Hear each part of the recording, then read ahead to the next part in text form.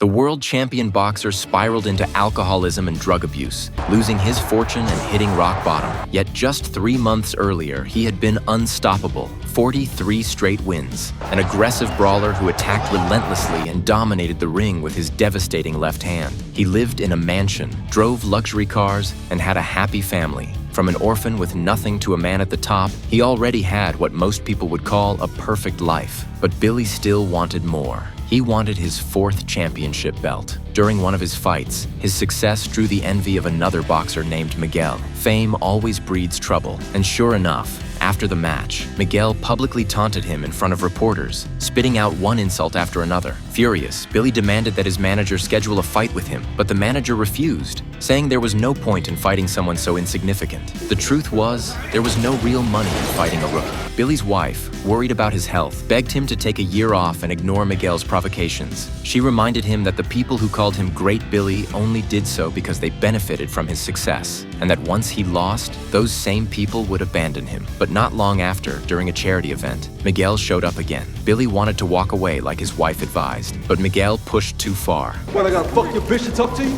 Billy, let that go. Come on, keep walking. The kid had no idea who he was dealing with. Billy snapped, ignored his wife's pleas, and lunged at Miguel. A chaotic brawl broke out. Then, out of nowhere, a gunshot rang through the room. Billy turned to see his wife had been shot. He cried for help, but no one moved. The gunman, Miguel's associate, had already fled. Billy could only watch helplessly as his wife died in his arms. When the police investigated, no one came forward to testify. That night, Billy sat in silence, not shedding a single tear. Between grief and revenge, he chose revenge. Armed with a handgun, he stormed to the home of Miguel's accomplice, but the man had already disappeared. When Billy returned to the ring, he was hollow inside. His wife's death had destroyed him. During the match, he took a brutal beating. Looking toward the empty seat where his wife used to sit, he finally dropped his hands, letting his opponent pummel him. It was his fault, his temper, his pride, everything that led to her death. The coach threw in the towel to stop the fight, but Billy still headbutted the referee,